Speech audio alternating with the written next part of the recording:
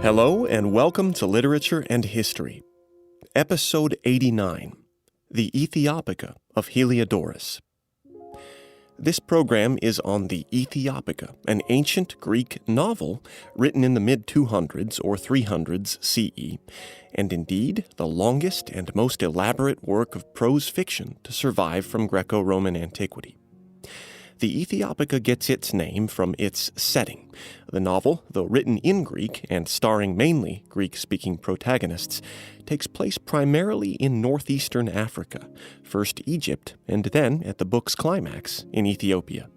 In a sentence, the Ethiopica tells the story of a pair of young lovers, how they met, how they fell in love, how an extraordinary string of circumstances and adventures contrived to keep them apart and threaten their lives, and how these adventures concluded. The Ethiopica is part of a body of ancient Greek novels and novellas that survive from roughly 50 to 300 CE. These novels and novellas are often called romances, both in the sense that they generally contain love stories, but also in the medieval sense that they are fantastic adventure sagas. In the pages of these ancient novels, brave and beautiful heroes and heroines navigate their ways through unjust and threatening worlds, their virtue and love for one another the only constants in shifting landscapes of villains and perils, and from time to time, kindly and supportive allies. The standard anthology of all these works, scholar B.P. Reardon's Collected Ancient Greek Novels, contains what survives from this genre, 19 works in total, 6 of them complete, and the rest in various states of fragmentation. Of all of these, the one we're reading today, again Heliodorus' Ethiopica, is the longest, and once it re-emerged into European literary history after the 16th century, it became one of the most influential.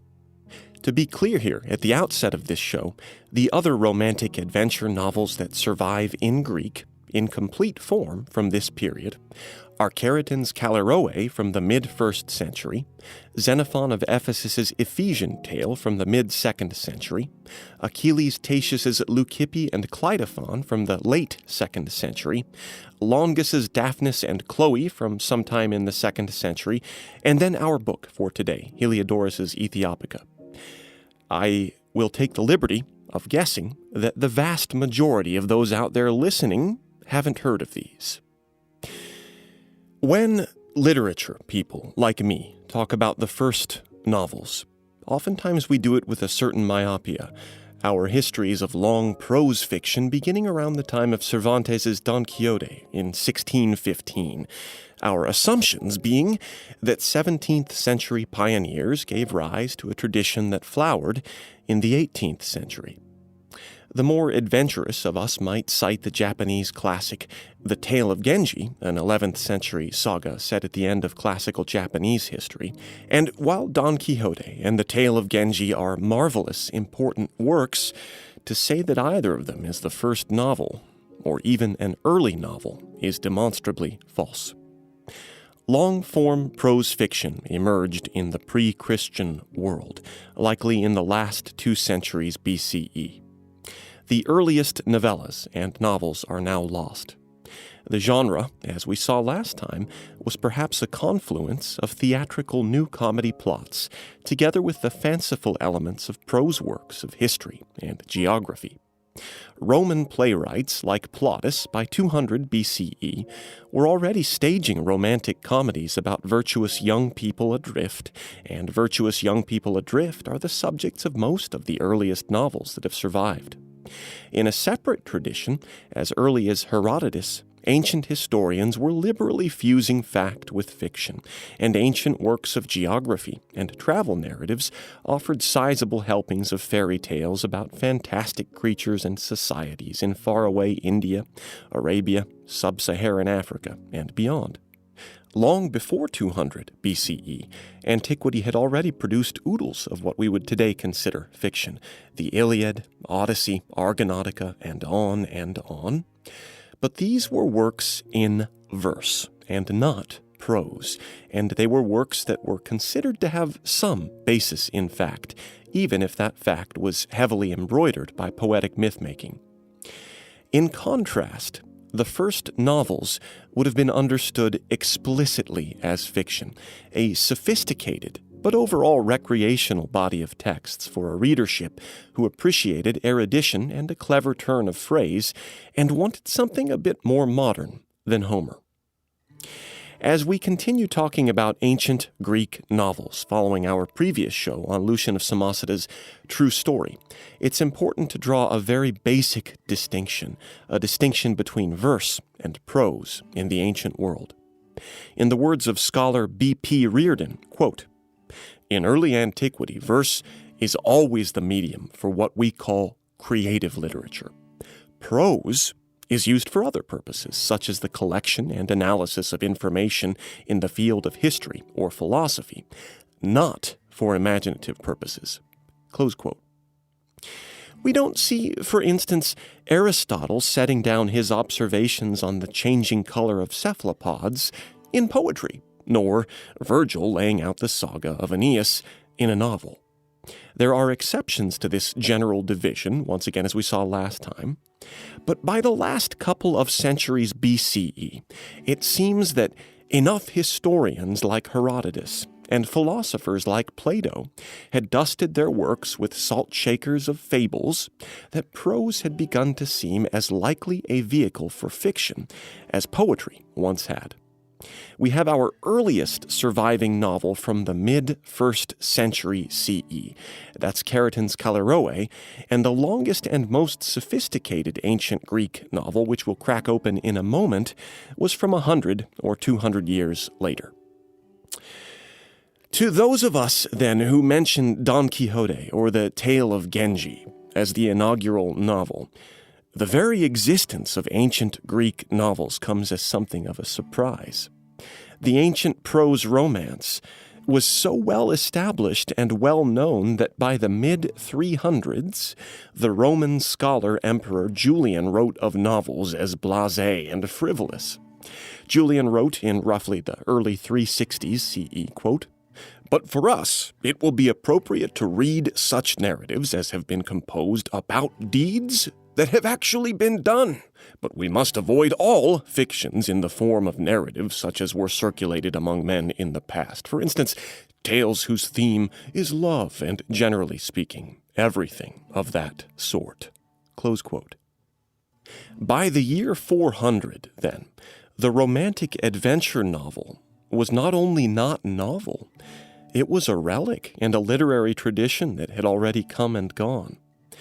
Prose fiction was exploding in other genres, hagiographies, apostolic Acts stories, and apocryphal gospels, but these were written with the intention of having theological heft or even a grain of inspired truth, whereas ancient Greek novels, as a general rule, were clearly set down just for fun.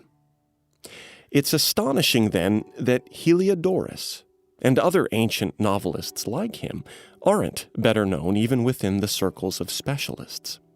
While the ancient Greek novels have become better known over the past 3 decades, they have long been a sort of dark horse of classics, a genre considered the decadent product of an overeducated Greek underclass, too modern to be set adjacent to Golden Age Latin or classical Greece, and too ancient and Byzantine to be wrangled into studies of the European Middle Ages. Yet, ancient Greek novels are far too interesting and important to be omitted from any literary history. They were not only part of a major literary movement in the first few centuries CE. When Heliodorus and other ancient Greek novelists appeared in Renaissance translations in the early 16th century, a number of them went on to exercise a formative influence on writers of the early modern period. Shakespeare alludes to Heliodorus in his play Twelfth Night. Philip Sidney based his prose epic, The Arcadia, on Heliodorus. Aphra Behn's Orinoco yanks plot and character liberally from Heliodorus. And speaking of Cervantes, Cervantes' final novel, The Travails of Persiles and Sigismunda, is itself largely modeled on Heliodorus' Ethiopica. The ancient Greek novel that we will read in a moment, when it emerged into European literature in French in 1547, then Latin in 1551, and English in 1587, was part of a watershed epoch in literary history. A century of once lost Latin and Greek texts had already flooded into the literate circles of Europe. The lush prose and exotic settings of Heliodorus, his tableaus of a lost pagan world, his outrageously complex plots, his wickerwork of familial and past connections lost and found again, it was all a treasure trove as dawn broke over the 17th century. These things had been made available prior to Heliodorus' reemergence, but in the nearly 300 pages of Heliodorus' Ethiopica, Shakespeare and his generation found a lost world in a single volume, and what they did with their findings changed literature forever.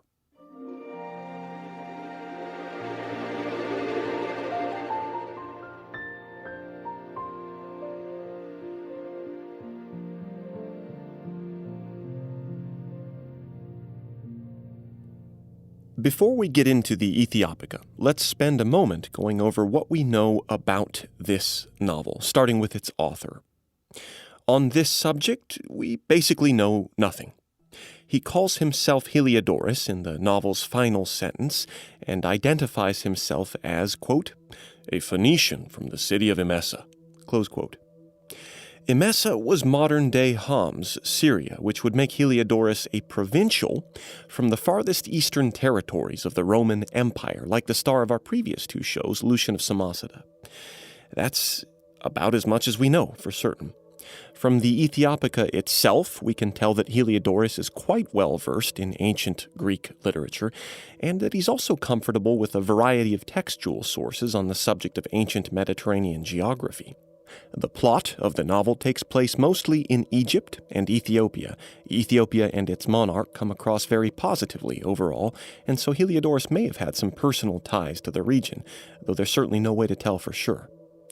As a writer, Heliodorus shows himself inexhaustible with plot innovations and talented in his language. Translator J.R. Morgan explains that, quote, Heliodorus wrote wonderful Greek. The style is florid and artificial, but exuberant and alive, employed with a zest and love of words and the games that can be played with them. Close quote. And that's about all we can say about Heliodorus of Emesa for certain. A 5th century church historian tried to claim that Heliodorus of Emesa, author of the Ethiopica, was the same person as a Greek bishop, but there's no whiff of Christianity in the Ethiopica, and so this particular claim seems doubtful. Let's talk about the dating of the Ethiopica. Scholarly opinion on this subject is divided. Generally speaking, there are compelling parallels between two different junctures of the Ethiopica, and some events set down in some different antique histories. The histories themselves, though, are of uncertain reliability and chronology, and so we can only say with any confidence that the Ethiopica was likely set down between about 250 and 370, a very wide span of time, but also one that's almost certainly accurate. That time frame, incidentally, puts it toward the end of the period when such prose adventure romances were in vogue, and the Ethiopica may have been conceived as a capstone to this genre, a book that would, with its size and imaginative scope, dwarf its predecessors. Now, before we begin, let's go over a few must-know things about the novel. First, let's meet the heroine and the hero, the anchors of the story. These two characters are called Chariclia and Theogonies. Chariclia, the heroine, is the center of the book. She's a beautiful young woman, 17 years of age, and her inordinately complicated past only gets revealed about halfway through the novel. Her lover is Theogonies, a Greek youth from Thessaly, about the same age, athletic, virtuous, and, like Chariclia, blindingly good-looking. There are two other characters I want to introduce to you up front because the Ethiopica actually has quite a large cast. The other two characters include a young Greek man from Athens named Neman. He's involved with the adventures of Chariclia and Theogonies for several books. And the final one to know is an Egyptian high priest named Calasiris. Calasiris, we learn in a long flashback in the novel's first half, was instrumental to beautiful young Chariclea's upbringing at a certain point. So, that's the heroine, Chariclea, the hero, Theogenes, the Athenian guy whom they meet early in the novel, Neman, and then Calasiris, the Egyptian high priest, who offers a huge swath of history about the heroine and hero of the novel. And speaking of flashbacks, Heliodorus' Ethiopica begins in the middle of things with a pretty spectacular opening. Soon, though, the novel doubles back to let you know how events unfolded prior to page 1. While the novel wiggles a bit between past and present at its outset, its overwhelming focus is on Chariclea and her lover Theogenes. Another important thing to know is that while the Ethiopica was written during the 200s or 300s CE, the book was set quite a bit further back than that, sometime in the 500s BCE. And that brings us to the subject of the novel's setting, where it physically takes place. This book basically takes place in a scattering of settlements along the Nile. Its opening scene is the spot where a northwestern channel of the Nile Delta empties into the Mediterranean, where Chariclea and Theogenes have shipwrecked. A long flashback scene pretty soon thereafter recollects events that took place mainly up in Delphi, Greece, and this flashback scene takes place in a merchant's house in a village along the Nile. A pivotal part of the novel's action then unfolds in the Egyptian city of Memphis, 10 or 15 miles south of what's today downtown Cairo. And the closing episodes of the novel take place further still, to the south along the Nile, in modern-day Sudan, back then the Kingdom of Ethiopia. While Egypt is a fairly straightforward location, there's just one other complexity to be familiar with ahead of time. The Ethiopica is set during a period in which a Persian imperial regime was ruling over Egypt. The Achaemenid Persians took over much of Egypt in 525 BCE, and they ruled there until the end of the next century. So, in the pages of the Ethiopica, we often read about Persian ruling officials tramping their boots over Egyptian soil. The novel comes to a climax at the moment when the Persian regime currently ruling over Egypt tries to go a little further to the south and comes into conflict with the formidable might of the Ethiopian army to the south. Well, with all that background, I think we're ready. Unless otherwise noted, quotes in this program will come from the J.R. Morgan translation, published in that terrific anthology Collected Ancient Greek Novels by the University of California Press in 2019.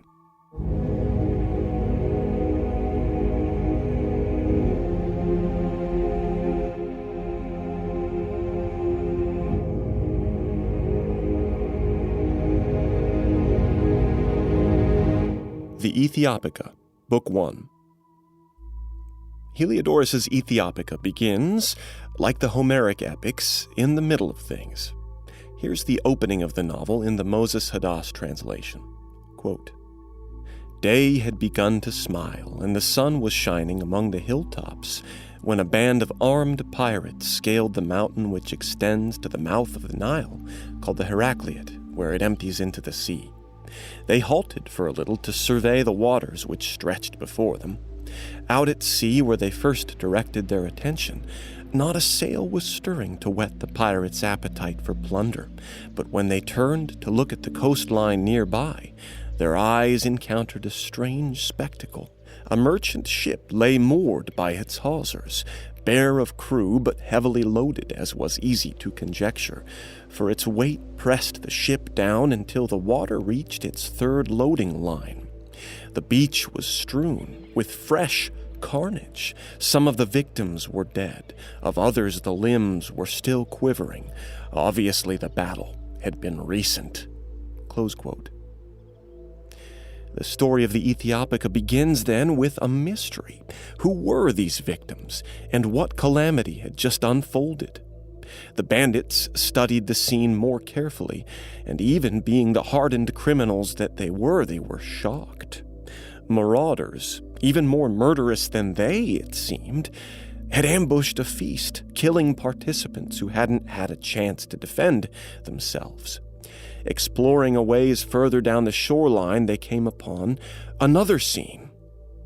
An extraordinarily beautiful girl stood over the fallen form of a handsome youth. He was still alive, and the fraught conversation between the two was interrupted by the arrival of the bandits. The girl leapt up, appearing suddenly even more magnificent and formidable. She told the bandits that if they were not ghosts, they should just kill her and her companion. But the bandits left her under guard and began plundering the beached ship. To everyone's surprise, a second group of bandits suddenly arrived on horseback, and these chased off the first. These bandits, too, were awestruck by the young pair's beauty and resoluteness in the face of whatever tragedy the two had endured. Nonetheless, the second group of bandits abducted both the beautiful young girl and her companion and led them westward along the shore. Soon the bandits and their captives arrived at a sprawling wetland settlement centered on a deep lake, the veritable capital, Heliodorus tells us, of all the bandits of Egypt, ringed with thick reeds and other natural barriers, unnavigable to any but the brigands themselves. The beautiful girl and her companion were neither abused nor disrespected. In fact, they were put in the company of another captive who also spoke Greek. Thus, given the dubious security of lodgings in the bandit city with another Greek prisoner, the two prisoners settled in for the night as darkness fell over the marshlands.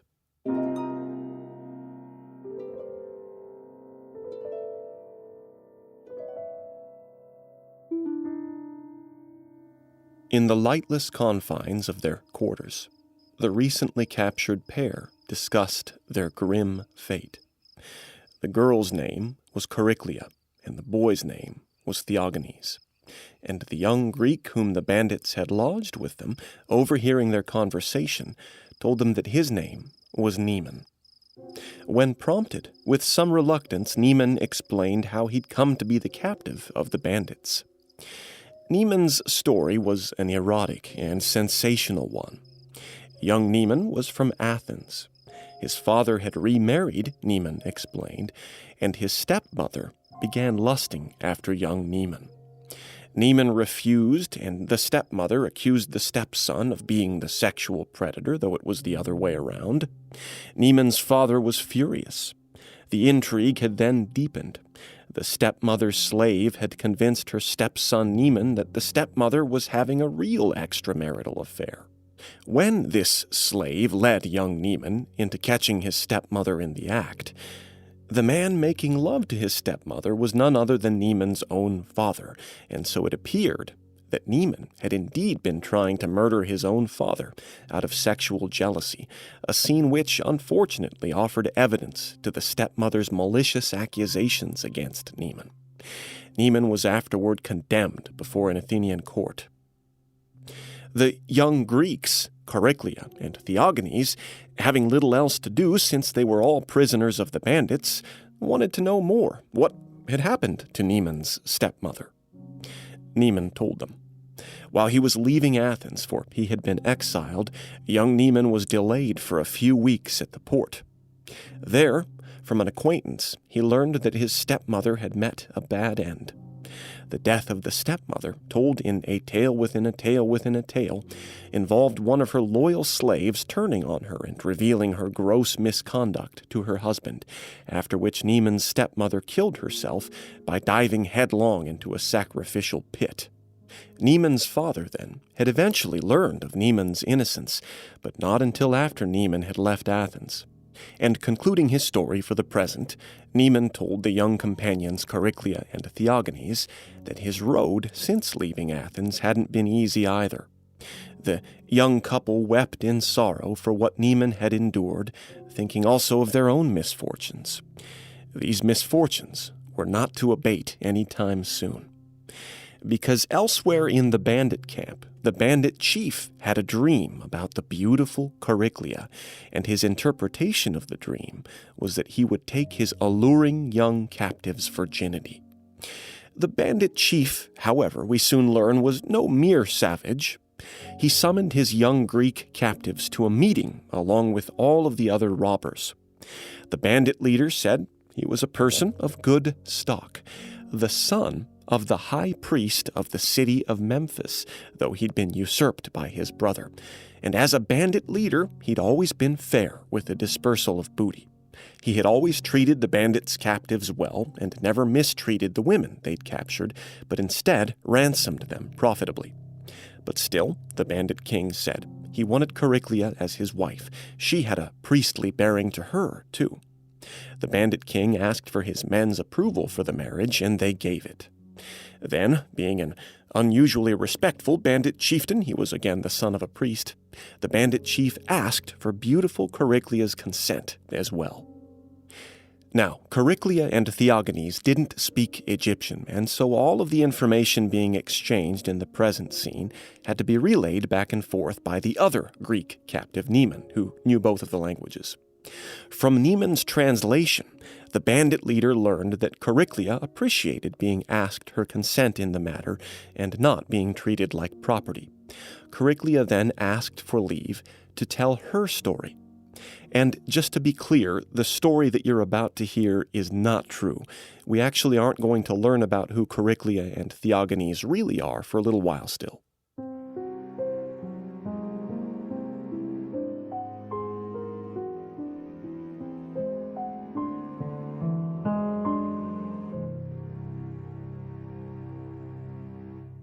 Beautiful young Chariclea, spinning a tall tale to save her skin, told the bandit assembly that Theogenes was her brother and that they were from Ephesus in the eastern Aegean.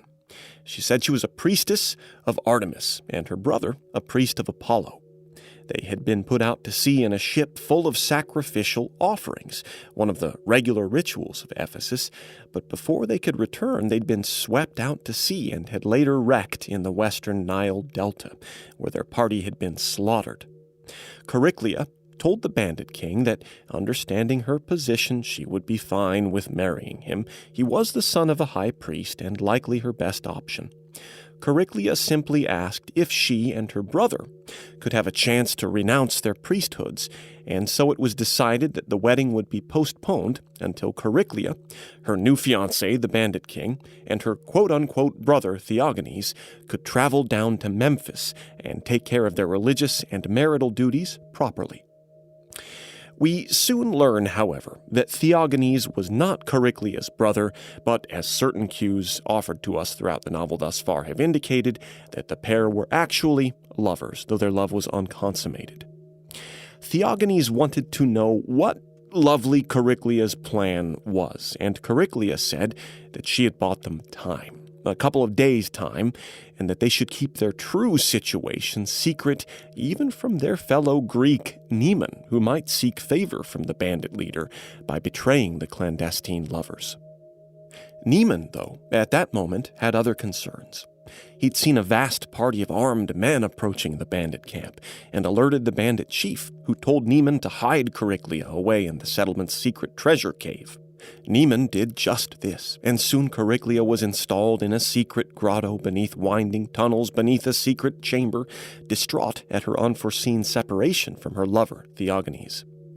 The battle soon broke out, with massive forces quickly overrunning the swampy bandit city. The bandit chief, seeing his settlement falling into ruin, could only think of his unconsummated lust for Chariclea, and, distraught at the notion that anyone else would ever have sex with her, he hurried to the treasure cave. There, the bandit king heard a woman speaking Greek in the darkness, and he stabbed her, thinking that this way his fiancée would be his, if only in death. The battle above ground thereafter intensified, the young Greeks Theogenes and Neman retreating away from the worst of the fighting. The bandit chief, however, threw himself into the worst of the fighting, thinking that he'd lost his fated love and had no reason to live anymore. Rather than being killed in the battle, though, the bandit chief, son of a high priest and failed pursuer of lovely Chariclea, was soon himself captured. He was captured, in fact, by forces commissioned by his younger brother, the high priest of Memphis, who was uncomfortable with having the legitimate heir alive and well and leading a large band of brigands in the north. As the bandit chief was led off, the marshland bandit camp soon became engulfed in flames.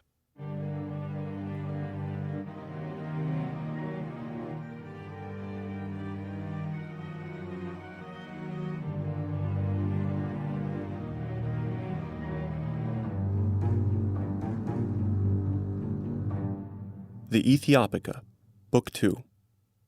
Following the battle, the Greek captives Neman and Theogenes made their way through the devastated bandit camp, and with Theogenes frantic with worry about his lover, they went to the entrance of the secret treasure cave. There, it seemed, Theogenes discovered the worst. A woman was dead at the cave's threshold. Theogenes soliloquized and bemoaned the loss of his love, but he soon realized he'd been mistaken. The dead Greek girl was not, in fact, Chariclia, but instead the Greek slave girl from Athens, whom Neman had once known, who had come to help him. While the poor slave girl was indeed dead, Chariclia was still alive, deep within the bandit caves, and naturally she and Theogenes shared a few minutes of mutual joy that the other had survived the events of the past couple of days. As for the poor dead Greek slave girl, Neman told them a little bit more about her. Her story was that of a servant who had aided a mistress in crimes, had tried to atone for her wrongs by betraying her mistress, but in the end had been blamed by everyone. She had once been Neman's lover, but not smarting too badly at the news of her death, the young Athenian proclaimed, quote, "Thisbe, I am glad you are dead, that you were yourself the messenger who brought us word of your misfortunes." Close quote. As it turned out, Thisbe had, in a separate chain of events, also come to be a captive in the bandit camp, and had been made the chosen bride of the bandit camp's second-in-command, who had hidden the Greek slave girl in the cave where the bandit chief had found and accidentally killed her. The bandit camp's second-in-command soon learned from the Greeks hidden deeper in the cave that his boss had unintentionally killed his lover, and the second-in-command collapsed on the body of the dead Greek slave girl Thisbe. The 3 living Greeks fell asleep, exhausted. Chariclia had a nightmare about losing an eye, and when the other 2 awoke, they tried to interpret it. Soon thereafter, the Greeks decided it was time to get out of the bandit settlement. The 3 formulated a plan. Neman would go off with the bandit chief's second-in-command, who was still inconveniently present on the scene and weeping over his dead lover Thisbe. As for Chariclia and Theogenes, they would depart for a nearby riverside village along the Nile, one safely beyond the sphere of the bandits' influence. Heliodorus first tells us of how the young Athenian Neman fared in the company of the bandit lieutenant and second-in-command. Young Neman's immediate goal was to ditch his bandit chaperone, and he was able to do so by feigning bad diarrhea after they shared a meal together. The bandit lieutenant, who had been planning on killing Neman, was conveniently bitten by a viper, which forestalled his pursuit of the young Athenian. Neman, not knowing that no one was pursuing him, fled desperately eastward through the upper delta toward the main channel of the Nile. He soon happened upon a man wearing Greek garb. This stranger offered Neman a place to rest, not his own house, he admitted, but the house of a kindly merchant who had taken him in. Speaking with the stranger, Neman soon heard the other man's story. And within moments, young Neman was astonished to learn that the old man knew both Chariclia and Theogenes. The old man's name was Calasiris, and in addition to the young lovers Chariclia and Theogenes and the Athenian youth Neman, Calasiris, an old Egyptian priest, is one of the most important characters in the novel.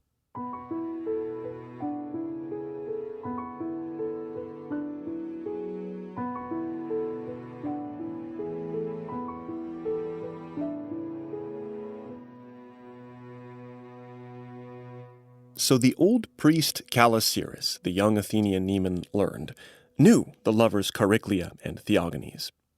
Calasiris didn't immediately clear up the background of Chariclia and Theogenes.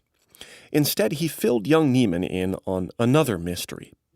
The giant war party that had attacked the bandit camp, old Calasiris said, had been a Persian war party.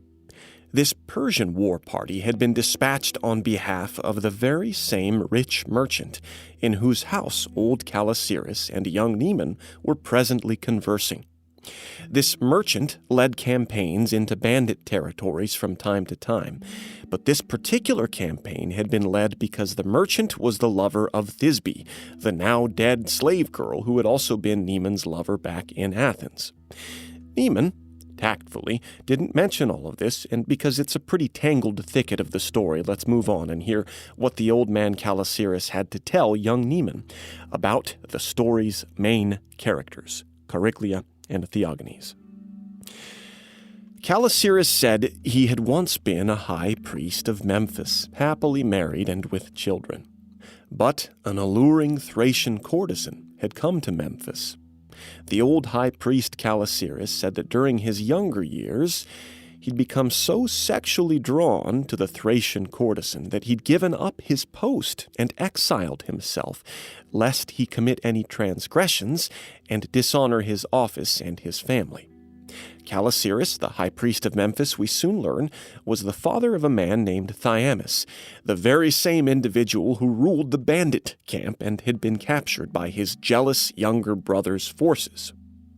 Old Calasiris said he had fled. He had fled and gone to the faraway highlands of Delphi in Greece. His reception there was very friendly, and he found the Greeks very curious about all things Egyptian. As an Egyptian Grecophile, old Calasiris had happened to meet a Greek Egyptophile, and this man's name was Charicles, which, yes, indeed sounds like the name Chariclia. Charicles told old Calasiris that he'd lost his wife and child, and then Charicles told Calasiris his story, a tale within a tale that will reveal Chariclia's origins. Wandering widely in his bereavement, Charicles traveled far south along the Nile, and there Charicles met an ascetic wandering priest from Ethiopia. This wandering priest was in a hurry, and he made Charicles an offer that, though it was highly suspicious sounding, Charicles couldn't refuse. Offering Charicles a small pouch of exceedingly valuable treasures, he asked Charicles if Charicles would become the guardian of an extremely beautiful 7-year-old girl. This girl had been abandoned as an infant with this pouch of treasures, and it was imperative, the wandering ascetic said, that she got out of Ethiopia.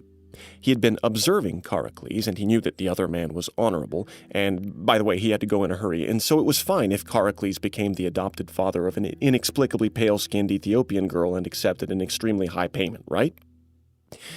Well, Charicles, not having a whole lot going on in his life at that particular juncture, accepted the proposition, and soon, very happily, became the father of the girl who, of course, was the novel's protagonist, Chariclia. The mysterious Ethiopian wandering priest, who was supposed to meet Charicles the next day to tell him more about the little girl, never showed up, thus sealing Charicles' fate as the adopted father of Chariclia. The two then went to Charicles' hometown of Delphi, where they settled, young Chariclia's earliest origins remaining a mystery, lost to time. There was just one problem, Charicles had told old Calasiris in this flashback narrative. Chariclia, upon growing into a woman, went the route of chastity and resolved to never marry. Charicles had asked old Calasiris to use Egyptian spellcraft to convince Chariclia to renounce the chastity thing and consider marrying. Before old Calasiris could get out his spell book, though, a party of magnificent Greeks from Thessaly arrived, intent on partaking in the religious rituals at Delphi. And in the midst of old Calasiris' backstory about how he knew the protagonists Chariclia and Theognis, the novel breaks into Book 3.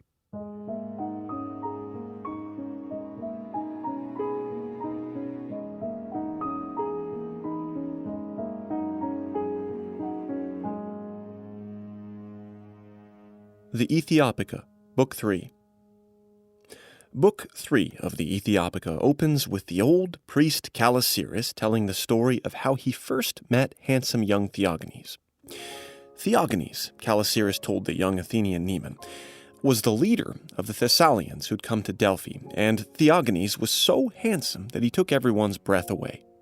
In fact, Heliodorus spends no less than 2 full pages describing just how Theagenes and Chariclea looked upon their first meeting, down to the wind blowing in their hair and the smallest details of their clothing. Sparks flew between the young pair, and Chariclea's adopted father Charicles exulted in his daughter's beauty. Beautiful Chariclea was clearly affected by passion for Theagenes, and Charicles and the old priest Callicyrus discussed the young couple with pseudoscientific ancient Greek theories on how passion worked. Chariclea's passion, as it turned out, was reciprocated, for at a feast that night, handsome young Theagenes could scarcely concentrate on anything, though he was warm and cordial to the old priest Callicyrus once he learned that the stranger was an Egyptian priest. That night, old Callicyrus recounted, Apollo and Artemis had come to him in a vision and asked him to take care of Theagenes and Chariclea, to take them, in fact, down to Egypt. Callicyrus was somewhat surprised. The next morning, young Theagenes came to him, looking troubled. Callicyrus, knowing full well that young Theagenes was infatuated with Chariclea, because it had been obvious the previous day, nonetheless made a show of consulting with the gods before telling Theagenes that the young man's only ailment was that he was in love. Hearing this, Theagenes was awestruck at the old priest Callicyrus's capacity to point out the utterly obvious. At that point, beautiful young Chariclea's adopted father Charicles summoned old Callicyrus to come and talk with him in the temple at Delphi. When Callicyrus saw Charicles, it was clear that something was wrong. Charicles said that his daughter was not well. She was supposed to arbitrate some festivities that day at Delphi, but was in no condition to do so. Charicles asked Callicyrus to help. Couldn't the old Egyptian use his magic to cure the ailing Chariclea?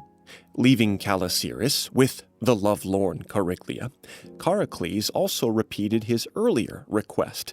Couldn't Callicyrus make Chariclea renounce her vows of chastity? Callicyrus, looking at the lovesick young woman, said he could probably help out.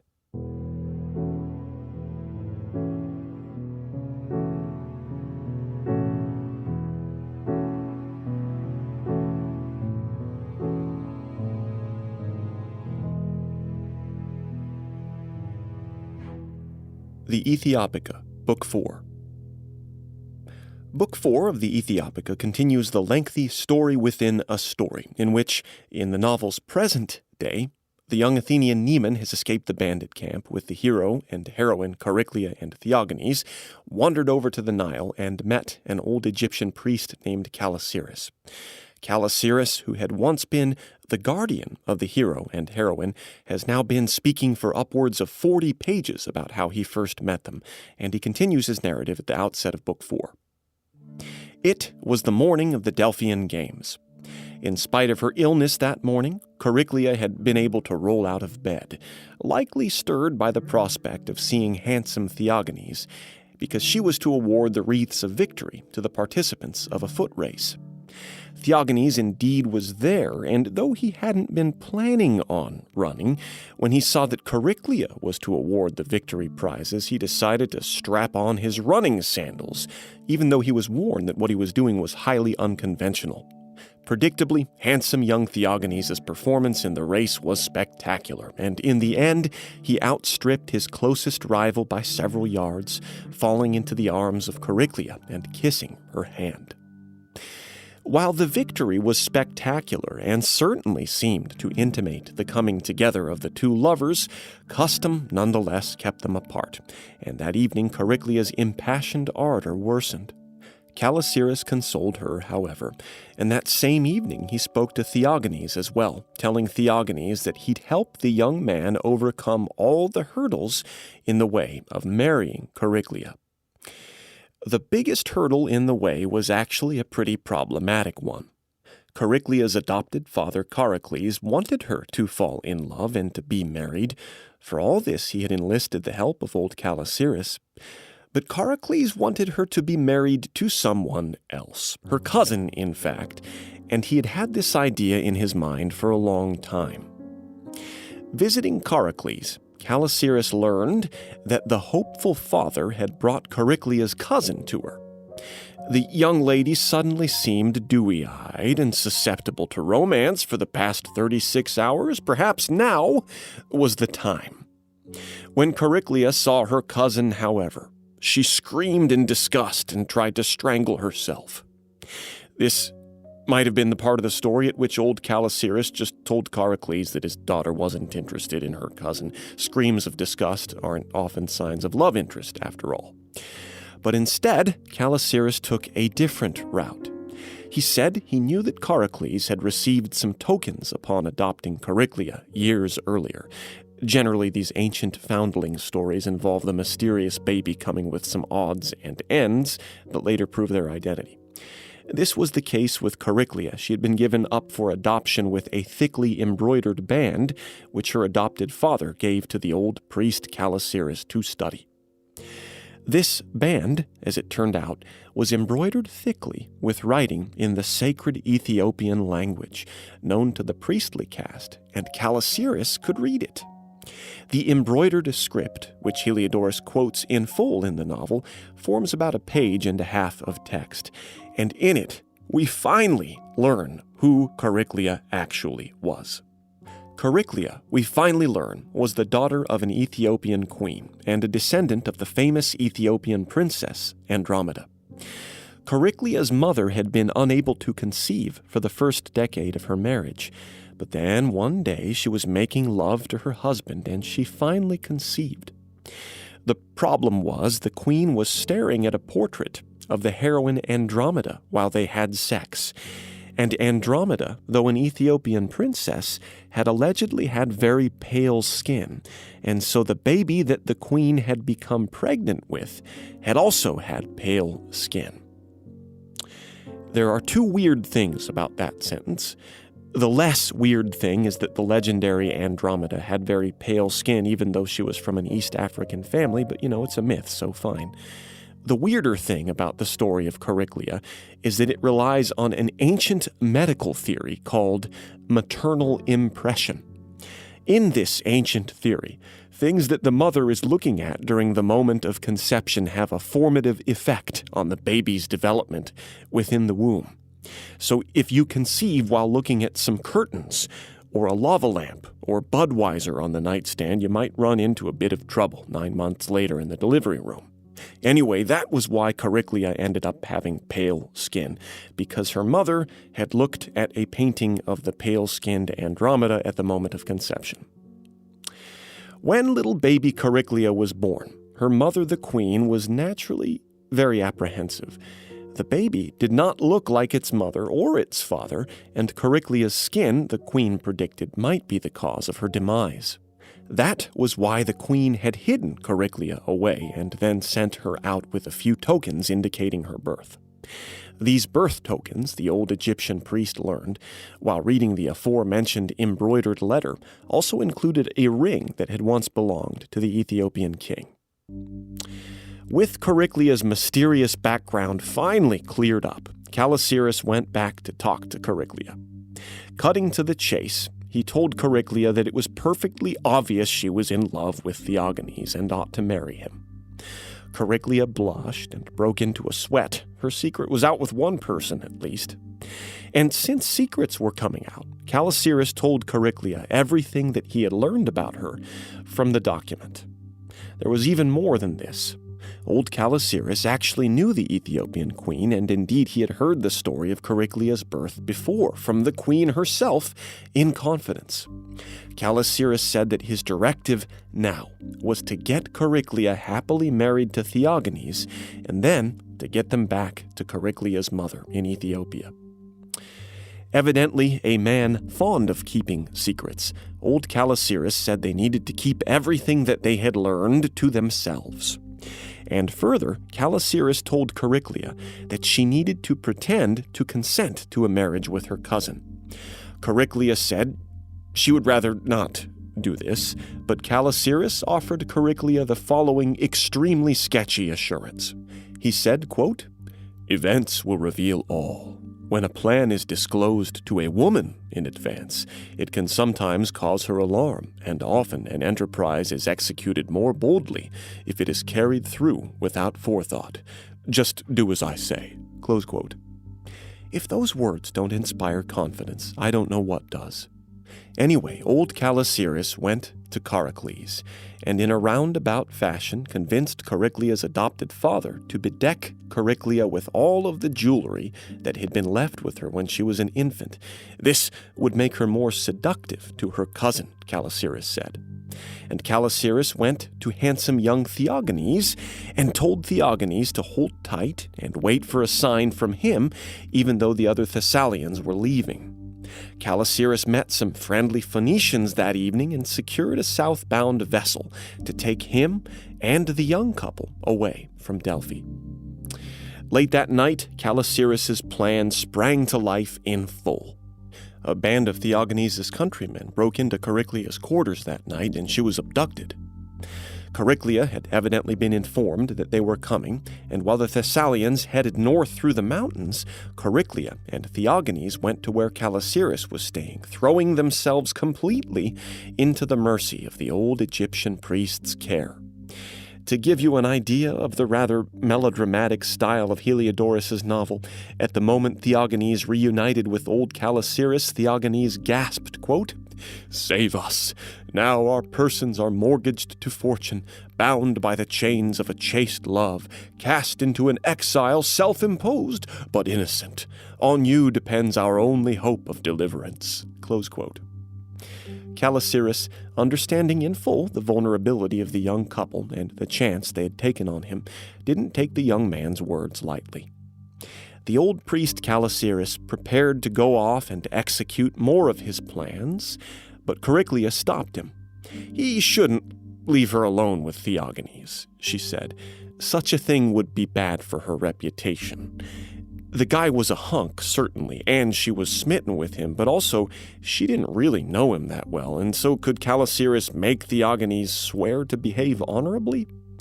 Calasiris said he could, and the swearing took place. Then Calasiris hustled off to talk with Charicles, father of the now presumably abducted Chariclea. Inexplicably, old Calasiris stirred Charicles and the Delphians into a rage. The Thessalians had invaded their temple quarters and stolen from them. Were they going to take that sitting down or fight back? The bereaved Charicles gave a prolonged and self-pitying speech, and soon the Delphians were stirred into a martial frenzy, and there was talk of banning all Thessalians from Delphian games, and even of impalements.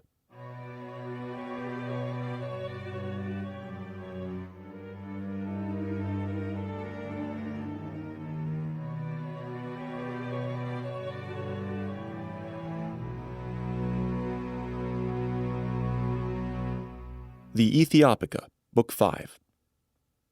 Leaving the territory of central Greece to unnecessarily fall into a regional war that he himself had needlessly caused, the old priest Calasiris jostled the hero and heroine onto the ship he had secured the previous day, and the lovers and their pander were off, bound through the Gulf of Corinth. At this point, though, old Calasiris broke off his story to young Neman. He has now been speaking for 55 pages. Calasiris broke off his story because the owner of the house where they were now staying had returned home, and he offered them news that was very surprising to Neman. The Athenian slave girl Thisbe, who had been Neman's lover up in Greece and then betrayed him but then sort of redeemed herself before coming to Egypt to find him, was actually alive. Heliodorus himself fills us in on the plight of the not-actually-dead slave girl Thisbe. If you'll remember, before Calasiris' giant story about how he had met Chariclea and Theogenes, in the main plot of the novel, the hero and heroine had gone their separate ways while Neman snuck off with one of the robber lieutenants. Heliodorus tells us that Chariclea and Theogenes had taken a little make-out break in the underground treasure burrow, but is very clear to assure us that all they did was make out. After their restrained subterranean hookup, the hero and heroine established various secretive ways they might communicate and find one another in the event that they were captured and or separated, and then they set out. Emerging from their hidden cave, Chariclia and Theogenes suddenly saw armed men in the near distance. In a scene that may or may not be intentionally funny, the two debated about what to do in abstract philosophical terms, Theogenes saying that they should throw themselves into the warriors' hands, Chariclia that they should sneak back into the cave. The debate went on way too long and they were spotted. Persian soldiers suddenly surrounded them. These were the same Persian soldiers who had been hired by the merchant Nausicles, the guy who had the house over by the Nile where Calasiris was telling Neman his life story. Nausicles, in the party of the Persian soldiers, saw Chariclia and convinced her in whispers to pretend that she was his lover Thisbe, and she did so. This deception saved Chariclia from the Persian warband, but Theogenes was led away as their captor. Chariclia was then taken by the merchant Nausicles back to his house, where young Neman and old Calasiris were both overjoyed to recognize her. Nausicles, being an opportunistic merchant, asked if he could have some payment for his recently acquired supermodel captive, and so old Calasiris gave the merchant one of the lavish rings that Chariclia had been abandoned with as a baby. That evening they had a feast, and at the feast Calasiris, when prompted, continued his earlier narrative about how he had first met the two young lovers Chariclia and Theogenes.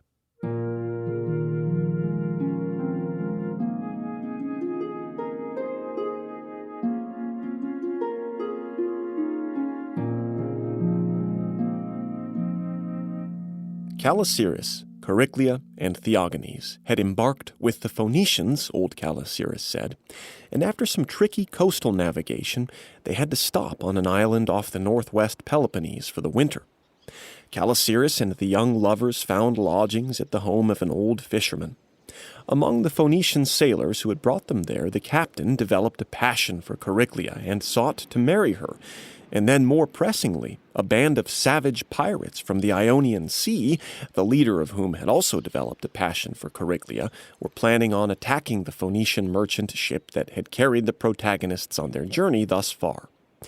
Fortunately, the hero, heroine, and their guardian were able to escape with the Phoenician merchants and went far to the southeast, to the island of Crete, though their ship was damaged in a storm on the way there. The ship was repaired, and they headed south down to Libya, as had been their intention, but they were dismayed to discover that the Ionian Sea pirates from earlier were now tailing them. These pirates boarded the Phoenician ship, and their leader told Chariclia he wished to marry her. Chariclia, turning the situation to her advantage, said that would be fine, but could he save her quote-unquote brother, Theogenes, and her quote-unquote father, Calasiris? The pirate leader said he would, and the Ionian pirates took charge of the Phoenician merchant ship. However, the pirates didn't really know how to pilot such a large vessel, and a big storm blew in, and they ended up drifting southeastward to Egypt. When they beached there, the Ionian pirates were still in control of the Phoenician vessel. Chariclia was now to be married to the pirate leader in a weird boatside ceremony as the pirate crew helped themselves to all the goodies they'd pillaged from the merchant ship. But Calasiris conceived a new plan, a deliciously diabolical one. Calasiris told the Ionian pirates' second-in-command that Chariclia loved him and not the pirate chief. As the day lengthened and the wine flowed, the second-in-command confronted the pirate captain, and soon the factions that supported each of these pirates attacked one another ferociously. Chariclia found a bow and, standing on the deck of the ship, shot arrow after arrow at pirates, regardless of whose side they'd taken. Theogenes was able to defend himself, and the young couple rejoined one another among the freshly killed pirates. As for old Calasiris, he had been hiding, and he was separated from the hero and heroine because he saw the Egyptian bandits coming down the shoreline, those same bandits whose arrival at the shipwreck is the very first scene in the Ethiopica. This, then, finally, at the halfway point of the novel, fills us entirely in on all the events that had happened to lead up to the scene with which Heliodorus opens his book.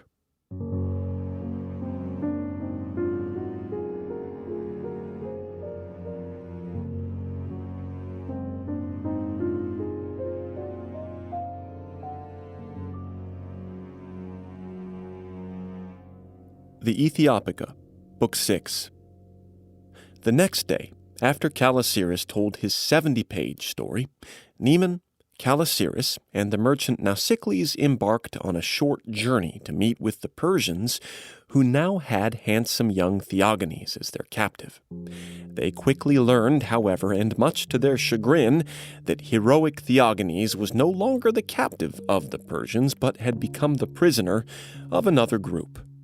The rescue party planned what to do next and headed back upriver. When the trio returned to Nausicles' house, Chariclia was crestfallen to see that Theogenes wasn't with them. At this point in the story, Calasiris and Chariclia planned to head back over to where they believed Theogenes was to try and recover him. As for young Neman, the Athenian, in the 36 hours or so that he had been staying at the merchant Nausicles' house, had evidently made quite a good impression, because Nausicles betrothed Neman to his daughter. Neman was on board with it, and soon wedding festivities began taking place. As preparations for the wedding began, Chariclia languished and pitied herself, desperately missing Theogenes. Old Calasiris found her crying and reproached her for being so pessimistic. The two of them discussed the plan to recover Theogenes. As we learned earlier in the wicker basket of this novel's plot, in which everyone is somehow related to everyone else in a labyrinth of past events, old Calasiris was the father of the former swamp bandit leader Thyamis. For this reason, Calasiris said, they likely had a pretty good chance of getting handsome Theogenes back, as they had been told that Thyamis was in charge of the group that had control over Theogenes. Chariclia was skeptical, relating how Thyamis, like everyone else, had tried to marry her in her brief time as his captive. They planned and plotted, and Chariclia and Calasiris decided to dress up as beggars. Calasiris and Chariclia then said goodbye to all those at Nausicles' house and made their way toward where they believed they'd find Theogenes, disguised as moneyless wanderers. They discovered the scene of a terrible battle at one village and learned that a Persian military band had been ambushed by an unexpectedly burly population of villagers. An old woman whose son had been killed told them about the violence between Egyptians and the Persian colonists that had unfolded, and Calasiris and Chariclia settled in for the night. Chariclia, who couldn't sleep, saw a disturbing scene. The old woman, who had given them information on what had happened, in a diabolical midnight ritual, brought her son back to life and began asking him about her other son. You know how awkward that can be when you're trying to get some sleep in a corpse-littered village, and then people start resurrecting their children. Things soon grew more awkward still. The resurrected corpse chastised his mother for reanimating him and warned her that at that moment her necromancy was being spied on, alluding to Chariclia's presence nearby, before dropping dead once more. The old sorceress then, irritated at having her black arts discovered, began prowling around looking for whoever had observed her, but she ended up falling and impaling herself on her own sword. I'm telling you, these ancient Greek novels are 10 out of 10, solid gold.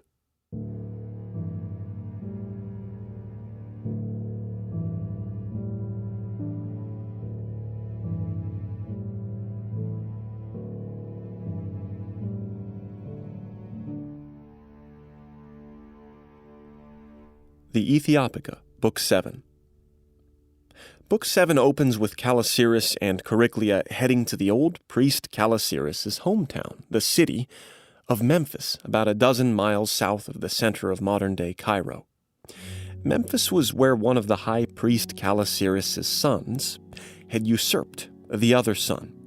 And at just that moment, Calasiris' older son, Thyamis, former leader of the Swamp Bandits, was leading a war party to besiege Memphis, and with him was handsome Theogenes, whom he had captured during the battle at the village a little ways to the north, where Callicyrus and Chariclia had spent the previous night. At this point in the novel, Heliodorus offers us some backstory on Callicyrus and his two sons, the younger of whom had usurped the older for the high priesthood of the city of Memphis. This usurpation had been partly due to the wiles of a very, very powerful Persian woman, the sister of the Persian king and the wife of the current Persian satrap of Egypt. Her name was Arsake, and since her husband the satrap was away on business, it was Arsake's duty to deal with the band of marauders who had come to besiege Memphis. Arsake had been infatuated with Callicyrus's older son Thyamis, and as she saw him arrive at the gates of her city, she was stirred with passion once again. But the Persian satrap's wife Arsake was also stirred with lust for Theogenes, whom she saw in Thyamis' entourage. The forces squared off to face one another, and fortunately, without any major fighting breaking out, Thyamis confronted his younger brother who had wronged him. The two brothers were about to fight, but their father, Callicyrus, appeared, and throwing off his beggar's disguise, told them not to quarrel anymore. Theogenes, who had been arrayed for whatever combat lay ahead, was surprised when an extremely filthy vagrant woman jumped on him in a smelly embrace, but a moment later he realized it was Chariclia. It was all a pretty joyous end to a day that had not long before appeared ominous indeed. The inhabitants of Memphis poured out to welcome the estranged high priest Callicyrus and his legitimate son Thyamis back, just as other citizens of Memphis thronged around the young supermodel couple Theogenes and Chariclia, the latter of whom had evidently undergone a wardrobe readjustment at some point. Everyone in the city seemed quite content indeed, though in a sad scene old Callicyrus passed away, happily reunited with both of his sons at last. Everyone was content at how things had unfolded, everyone, that is, except for the Persian satrap's wife and exotic seductress Arsake, who, having watched Theogenes all day, had decided she wanted to have sex with him. Arsake, that afternoon or evening, lay in her bedchamber, writhing around with passion, and then consulting with one of her servants about how to get into Theogenes' pants. This servant, who had helped Arsake with her adulterous affairs before, comforted the lovelorn noblewoman, telling her that indeed Theogenes' current lover, Chariclia, was no match for the beauty of Arsake. Arsake's handmaiden went and invited Chariclia and Theogenes to the Persian palace, where the handmaiden interviewed them. Having been kidnapped at least 400 times together, Chariclia and Theogenes knew enough to be a little bit wary of strangers, and so they told the Persian handmaiden their usual tall tale about being brother and sister. Shortly afterward, Chariclia and Theogenes were locked into a room in the Persian palace. The Persian handmaiden's son, unfortunately, saw them there, and he developed a passion for Chariclia, at the same time realizing he'd seen Theogenes before. If you'll remember, among Theogenes' bouncing around between different captors, he had briefly been the prisoner of some Persians, and the Persian handmaiden's son, whose name was Achaemenes, recognized Theogenes. And to pause for just a moment, remember that this novel is set in the ancient past, the 500s BCE, when Achaemenid Persia ruled over Egypt, and so that's why we have Persian folks in the city of Memphis, Egypt, ruling over everyone and telling them what to do.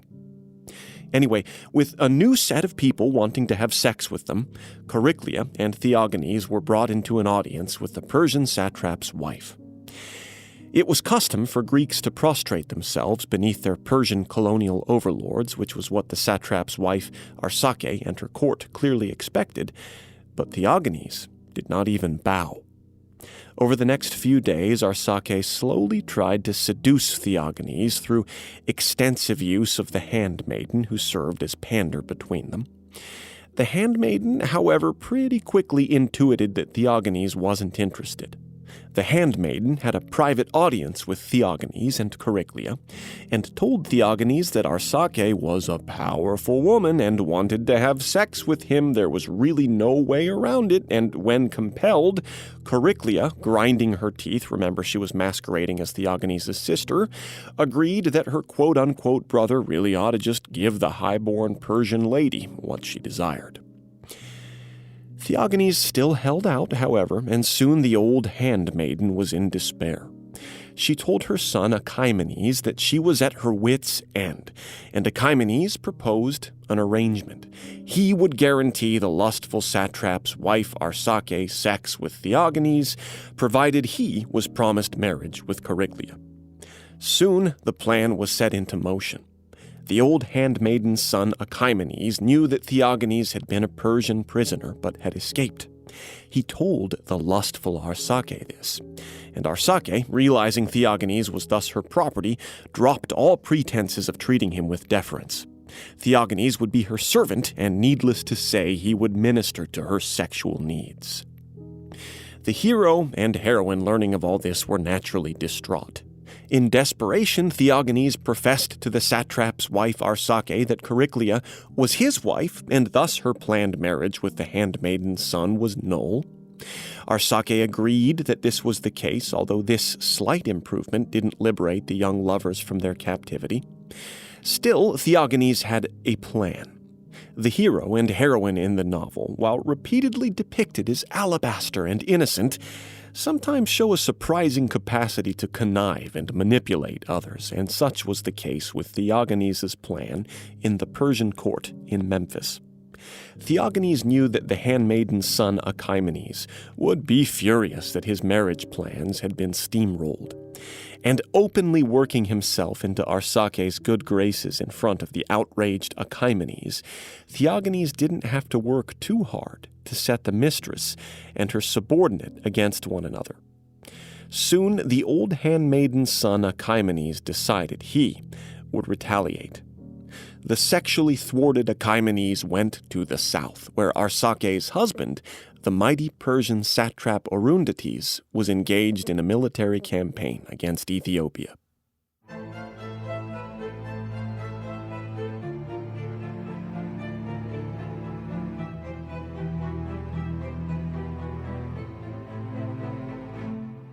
The Ethiopica, Book 8.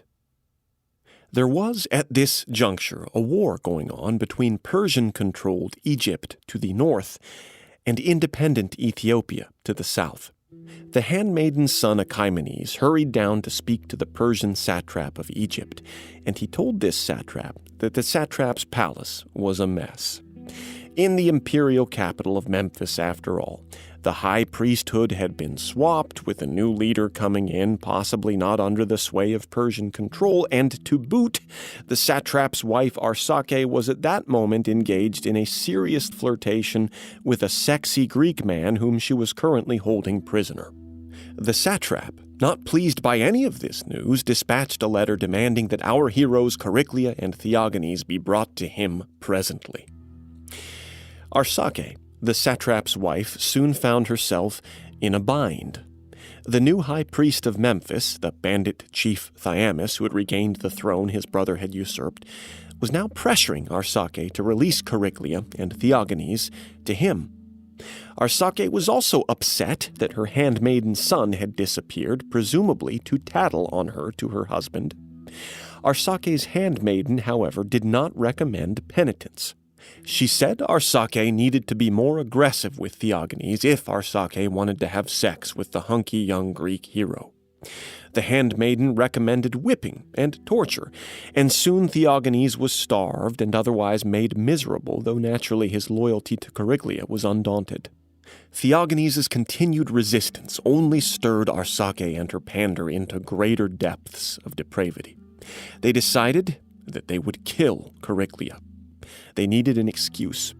The handmaiden planned to poison Chariclia during a dinner with her, but a sympathetic Greek slave switched their cups, and so the scheming handmaiden suffered the awful death she'd planned for Chariclia. Chariclia, at this point convinced that she would never see Theogenes again, decided to do everything she could to bring her life to an end. She confessed to the poisoning and soon thereafter was sentenced to be burned at the stake. Chariclia was led out beyond the city walls where a pyre had been prepared. Before her execution, Chariclia called out to all those present, avowing her innocence and the adulterous guilt of the satrap's wife, Arsake.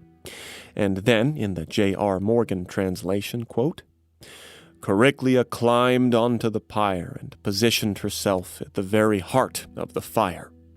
There she stood for some time without taking any hurt. The flames flowed around her rather than licking against her. They caused her no harm but drew back wherever she moved towards them, serving merely to encircle her in splendor and to present a vision of her standing in radiant beauty, in a frame of light, like a bride in a chamber of flame. Close quote. Following this miraculous spectacle, a spectacle we see in Christian martyr tales from the same period, the populace of the city of Memphis gathered to watch the execution cried out in rage. Clearly, Chariclia was favored by the gods, but Chariclia, once she'd come down from the pyre, was seized by the Persian guard and led back to prison. That evening, Chariclia and Theognis were imprisoned together, and they discussed their sad fate, though they still felt heartened by Chariclia's survival and by some past oracles that they heard and remembered. They predicted that Chariclia had survived the flames due to a magic ring that she'd been wearing, one she'd been abandoned with as an infant. As the night lengthened, more unexpected events unfolded. The Persian satrap, though engaged in a campaign against Ethiopia to the south, had ordered an intervention on the ugly intrigues unfolding in the palace at Memphis. The satrap's men arrived in Memphis and snuck Chariclia and Theognis away in the darkness. Thinking that they'd soon be executed, the young couple braced themselves, but were soon surprised when instead they were simply carried farther and farther away, south along the Nile, away from Memphis and toward the city of Thebes. They sheltered with their Persian escort in a verdant area during the hot afternoon of the next day. A messenger arrived at the improvised day camp and informed their Persian escort that Arsake had killed herself. Good news in some ways for the hero and heroine, notwithstanding the fact that Chariclia and Theognis had no idea of where they were being taken. Their escort was attempting to lead them to the Persian satrap as he'd been ordered. However, the territory around Thebes and south of it had degenerated into a general war zone, with Persians and Ethiopians coming into conflict with one another. What was worse was that a third party had become involved, a group called the Troglodytae. These were a mythical population of cave dwellers who lived on the southern Egyptian coast. They could run supernaturally fast and were adept at navigating the wilderness of southern Egypt.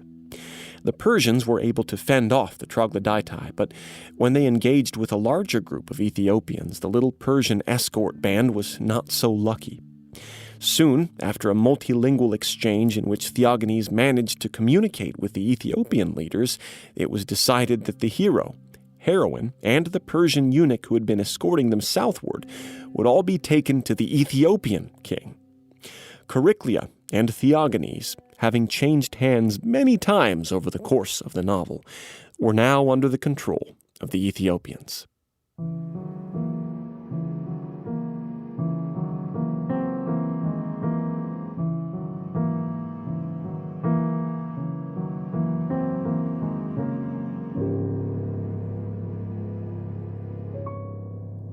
The Ethiopica, Book 9. The scene shifts at this point in the novel to the ancient city of Syene, or modern-day Aswan, a city 3/4 of the way down the Egyptian Nile. The Ethiopian army had besieged the city of Syene, and the Ethiopian king, seeing the Egyptian prisoners and Persian escort brought to him, felt that it was a good omen to his war effort. And just to be clear, Chariclia is the Ethiopian king's daughter, though he doesn't know it yet. In fact, the Ethiopian king was so far from knowing that the young Greek woman was his daughter that he planned to offer Chariclia and Theognis as blood sacrifices to appease the Ethiopian gods. The Ethiopian efforts against the besieged Egyptian city of Syene, however, were not all based on such superstitious practices. The Ethiopian king built a series of earthworks and canals, the end result of which was to successfully divert a stream of the Nile directly at the city of Syene. Heliodorus describes how the Ethiopians built an encircling, watertight wall all around the siege walls of Syene, and then caused a circular lake to begin rising all around Syene. The freshly built Ethiopian walls were watertight, but the older walls of Syene were not. The Egyptian forces, seeing their walls about to buckle, attempted to surrender, but it was difficult to get a message across the newly formed lake. A very strange scene unfolded then as Ethiopian ferry boats crossed the siege lake to parley with the Persians who controlled that part of Egypt, the prows of boats coming into contact with the tops of an inland city's walls. The besieged Persians and their Egyptian subjects had no choice but to surrender to the Ethiopians, and the Ethiopian army caused the rising ring lake to lower by cutting an outlet for all the water they'd let in. The Persian satrap and his military forces escaped under the cover of night. This put the poor Egyptian subjects into a pickle. They didn't want their Ethiopian adversaries to think they had abetted the Persian escape. The Ethiopian king, seeing that the Egyptians were helpless, chose not to vent his wrath on mothers carrying babies and moreover the average Joes and Janes of southern Egypt. The Ethiopian king's business, after all, was with the colonial overlords, the Persians. The Persian satrap had fled and reorganized with a sizable body of Persian troops nearby. The Persian imperials had a substantial and very heavily armored cavalry. The armies squared off against one another, with the Persians being outnumbered and putting their backs to the river so they couldn't be encircled, and the Ethiopians marshaling elephants armed with giant slings toward the Persian cavalry. Heliodorus describes the battle in vivid detail, and at its culmination, the Persians were defeated, their satrap leaping onto a horse and speeding off to escape. Soon, though, the Persian satrap was captured and brought before the Ethiopian king. The Ethiopian king treated the satrap courteously, and the satrap essentially said he had been following the orders of the Persian king of kings, orders which any Persian official couldn't ignore if he wanted to live. The Ethiopian king sent the Persian satrap to be cared for, and then went into the conquered city of Syene, where the townspeople greeted the Ethiopian king warmly. With the Ethiopians settling into Syene and its environs, it was time for Chariclia and Theogenes to be brought to the Ethiopian king. Remember, they'd been captured by Ethiopians before the siege battle had broken out. Prior to being presented to the Ethiopian king, Theogenes and Chariclia had a conversation. It was Theogenes' opinion that they ought to just tell the Ethiopian king the truth and show him Chariclia's birth tokens straight away. Chariclia said they should wait until her mother, the queen, was around. Her mother would be able to back up the unusual story of her birth and upbringing abroad. Theogenes said that this would be fine. With some heavy-handed foreshadowing on Heliodorus' part, when the Ethiopian king first saw Chariclia and Theogenes, he remarked that he had dreamed of having a daughter just like Chariclia, and, come to think of it, he'd love to have a son like Theogenes. The Ethiopian king then announced the terms of his military victory. The cataract of the Nile that was at Syene, he said, had always divided Egypt from Ethiopia. The Persian imperialists had overstepped this traditional boundary, and the Ethiopian king said it was now restored. The Ethiopian king asked that news of the restoration would be brought to the Persian king of kings, and said that Syene and another city that had been impacted by the war would receive 10 years with no tribute penalty imposed in order to help them recover, and that he expected the Persians currently ruling Egypt to do the same thing. The Persian satrap, wounded but grateful at having been spared, enthusiastically said that Syene and the lands around the first cataract would be left alone, and he would see to it that the Persians honored the armistice terms of the generous Ethiopian king.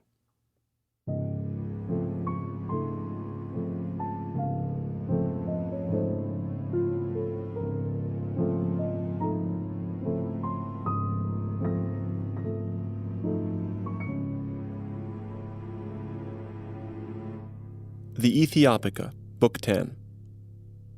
The Ethiopian king headed southward to the capital of Meroe, dispatching letters to his wife on the way. Meroe, by the way, was in the east-central part of modern-day Sudan on the east bank of the Nile. The Ethiopian queen heard word of her husband's imminent arrival back home, though at the end of Book 9 we were left with the sense that the mild-mannered Ethiopian king might treat Chariclia and Theogenes well. We learn pretty quickly in Book 10 that this will not be the case. The heroine and hero, as it turns out, are to be killed as a sacrificial offering. When the Ethiopian king arrived back in his capital, his wife and people greeted him enthusiastically, some of the public present clamoring for the blood sacrifice that everyone knew was going to take place. The Ethiopians, according to Heliodorus' narrative, would sacrifice 2 virginal young people to their sun and moon gods when military victories transpired in order to show their gratitude. Chariclia and Theogenes were brought out, and the Ethiopian king and queen looked over the pair, the queen feeling especially reluctant to kill Chariclia. "Wasn't there some way out?" the queen asked. The king said that if it were made known that Chariclia wasn't a virgin, then she wouldn't have to be sacrificed, although this would of course dishonor her reputation. The queen said she'd rather have Chariclia declared unchaste and saved than killed for being a virgin, but before any plan could be executed, the next part of the ceremony unfolded. A magical grid, some sort of a golden floor that people could walk on, was brought out. The magic of the grid was that it burned you if you weren't a virgin. A few of the other victims destined for sacrifice walked on the magic grid, some virgins and some not. The crowd was surprised when handsome Theogenes, walking over the grid, was proved to be a virgin. Then Chariclia, dramatically taking her hair down, strode out onto the platform, looking ravishing and, as Theogenes had, demonstrating her chastity. At this point, a group of ascetic priests associated with the king's court said that they had seen enough. They weren't into the whole human sacrifice thing.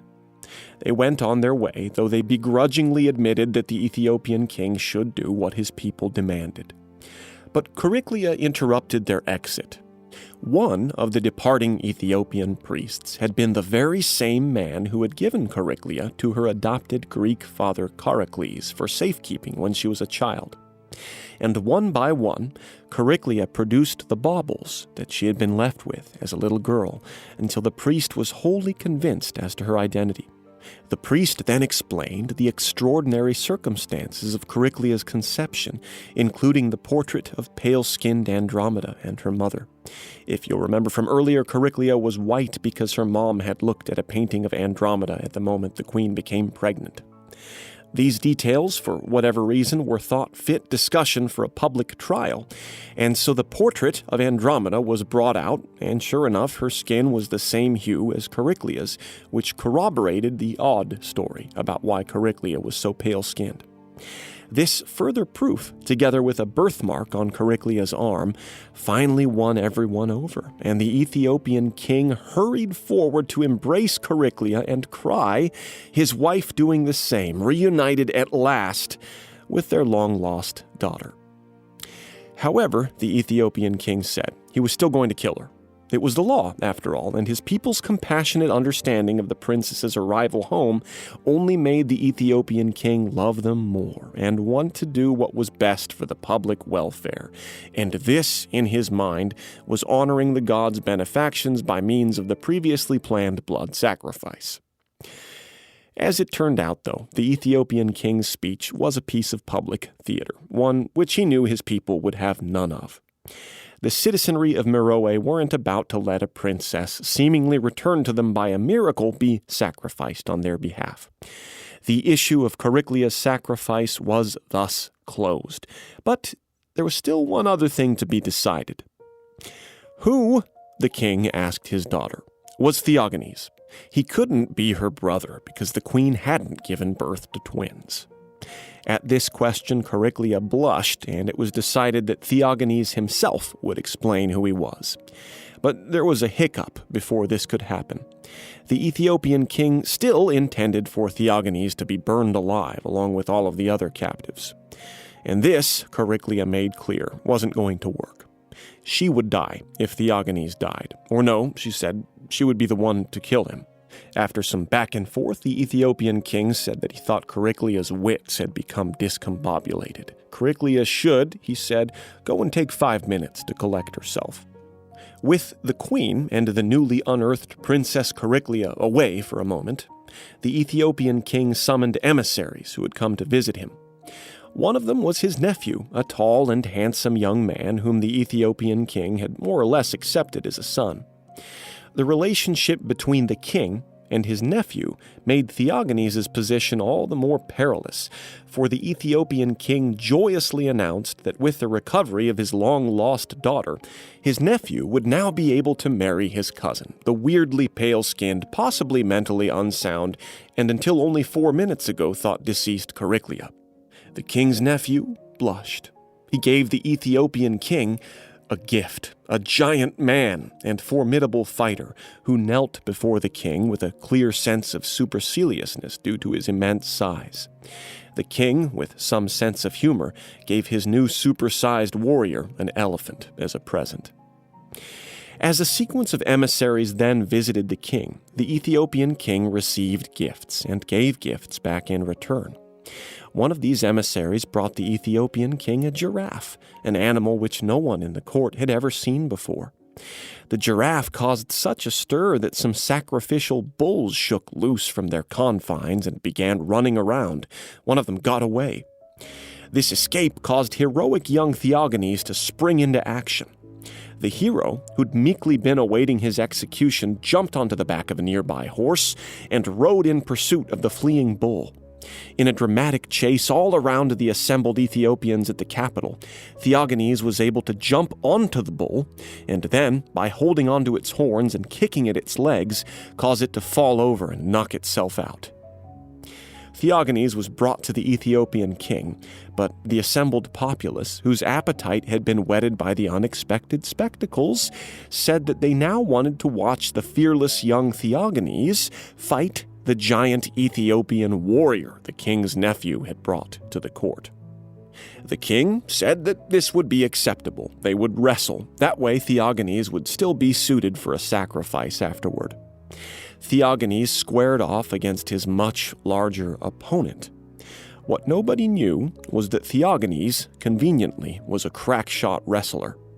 After pretending to take a couple of blows from his opponent harder than he had actually felt them, Theogenes systematically destroyed his opponent until the Ethiopian giant was face down and pinned in the dirt. In spite of Theogenes' multiple unexpected victories, though, the Ethiopian king still planned to sacrifice him and marry Chariclia off to her cousin.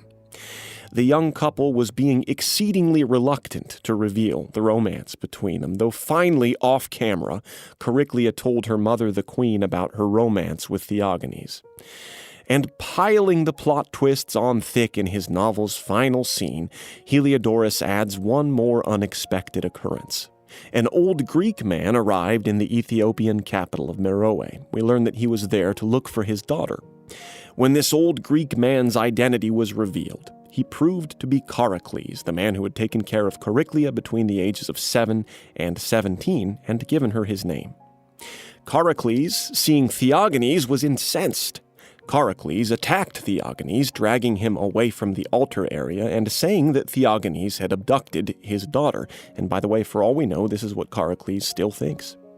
Soon, however, Chariclia saw her Greek adopted father there and rushed down to embrace him, and the Ethiopian king and queen realized that Charicles was the man to whom they were indebted for raising their estranged daughter. And at last, the protracted finale of the Ethiopica begins to draw to a close. The queen, who had learned Chariclia's secret, told the king that their daughter was betrothed to the handsome young man who had wrestled a bull and clobbered a giant. The Ethiopian priest present said that from everything he'd seen, it was pretty clear that the gods weren't interested in any human sacrifices that day. The Ethiopian priest then began tidying things up properly. "Enough with the human sacrifices," the priest said. "They shouldn't do that anymore, period." He said Chariclia and Theogonies ought to be given the public's blessing for marriage and everything that it entailed, and those present roared in approval. And he said that there would now be an animal sacrifice to honor their union. The Ethiopian king and queen removed their priestly headdresses and gave these to Chariclia and Theogonies. The young couple then made the sacrifice and rode together into the city in a chariot. Theogonies sat next to the king, the priest sat next to Charicles, and Chariclia sat next to her mother. And Heliodorus tells us that a wedding of suitable magnificence followed very soon thereafter. And that's the end.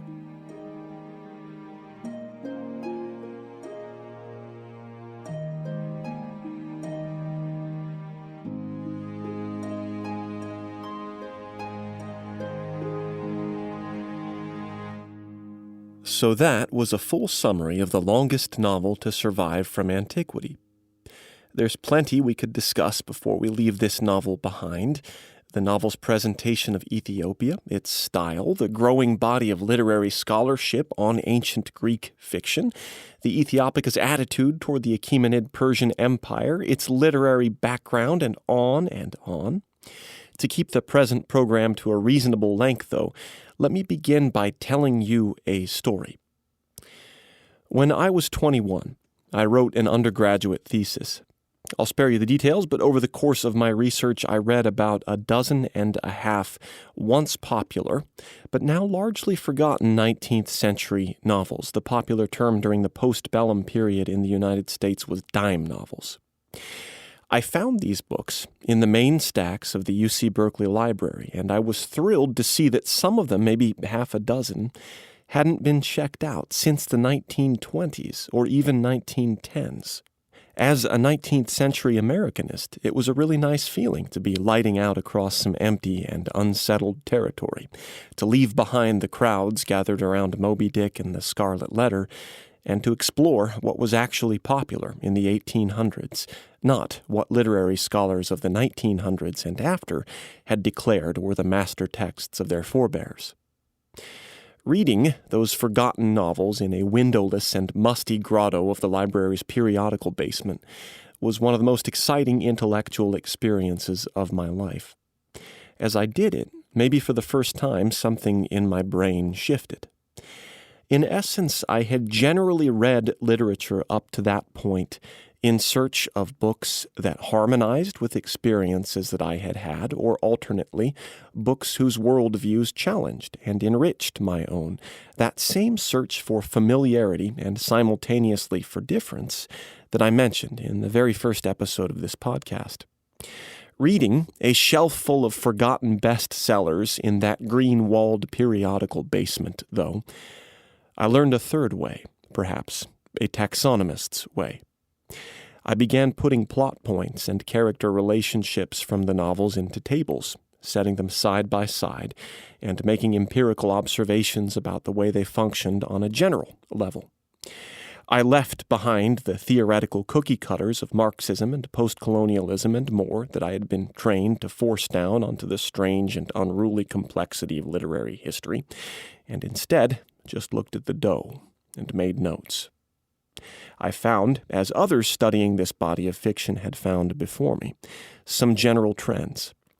America's 19th century bestsellers and dime novels, while they are an incredibly massive body of material, tend to follow certain formulas, and in making observations about the stories they told, those of us who study these books have often found that they tell the same story in different ways, variations on a theme. To quote an authority on 19th century American bestsellers, scholar Nina Boehm in 1978 observed that, quote, "The many novels all tell, with variations, a single tale. In essence, it is the story of a young girl who is deprived of the supports she had rightly or wrongly depended on to sustain her throughout life, and is faced with the necessity of winning her own way in the world. She fits the pattern of comic hero, whose displacement indicates social corruption, and whose triumph ensures the reconstruction of a beneficent social order. Close quote. Now that sounds familiar, doesn't it? A heroine goes through a pinball machine of a story, and in the end, her triumph signifies the reestablishment of a morally coherent world. What I didn't know back then, and what perhaps hardly any 19th century Americanists who study these books know to this day, is just how far back that archetypal tale goes. By 400 CE, already, dozens of mostly forgotten Charicleas had suffered and wept and yet still stayed strong and steadfast across the papyrus manuscripts of dozens of ancient Greek novels. Beforehand, playwrights schooled in what we call Greek New Comedy, among them Menander, Plautus, and Terence, had told about innocents cast adrift in threatening worlds. Before that, Euripides had written his romances, like Ion, in which a young man's birth tokens, at the critical moment of an execution, reveal his identity and restore justice and order. We should not be surprised, then, that this same, very old story was the backbone of 19th century American popular fiction, too. I want to get into the immediate history of Heliodorus' Ethiopica in a moment here, but for now, let's stay on the subject of the general story of a young person's entry into a larger world and take the liberty of approaching it from a very high-altitude view. In this podcast, we have read fiction together that dates back to the Bronze Age. The epic heroes we've met have not looked like Chariclea and Theogonies.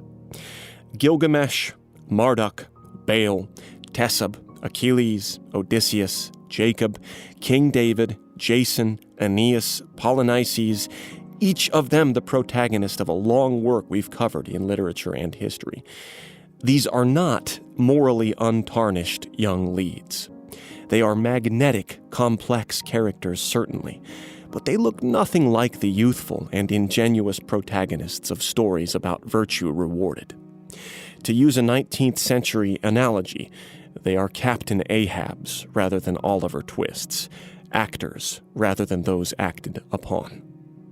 In the late 400s BCE, though, in some of the plays that Euripides staged during the Peloponnesian War, and these include Ion, Helen, and Iphigenia at Tauris, we begin to see a set of younger, more innocent, more passive protagonists. These protagonists were part of the core of Greek New Comedy as it detached itself from the cruder and more political Aristophanic Old Comedy. In the plays of Menander, stunningly, just a century after Euripides, we begin to have romantic comedy proper, felicitous stories in which a blushing young pair's bumpy tale culminates in a happy marriage, like Old Cantankerous, which we read a while ago.